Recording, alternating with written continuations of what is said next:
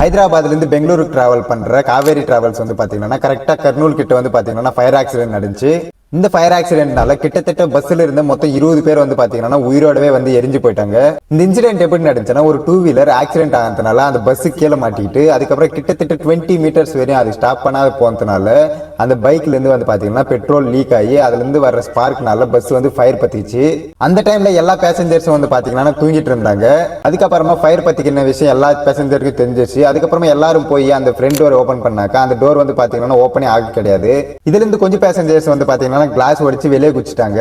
அதுல இருந்து குச்சிங்க வந்து பாத்தீங்கன்னா கிட்டத்தட்ட ஒரு 12ல இருந்து 15 பேர் வந்து பாத்தீங்கன்னா அந்த கிளாஸ் வெளியே குச்சிட்டாங்க. மத்த 20 பேர் வந்து பாத்தீங்கன்னா உயிரோடவே வந்து எரிஞ்சு போயிட்டாங்க. எல்லா ரிப்போர்ட்ஸும் வந்து பாத்தீங்கன்னா பஸ் டிரைவர் நெக்லிஜென்சினால தான் நடந்துச்சுன்னு வந்து சொல்றாங்க. ஜஸ்ட் 15 நாள்ல வந்து பாத்தீங்கன்னா 2 இன்சிடென்ட் நடந்துச்சு. ஒன்னு வந்து பாத்தீங்கன்னா ஜெய்சல்மீர்ல, இப்போ வந்து பாத்தீங்கன்னா கர்னூல்ல. பஸ் டிரைவர் பண்ற சின்ன சின்ன மிஸ்டேக்னால இவ்வளவு பெரிய இன்சிடென்ட் வந்து நடக்குது.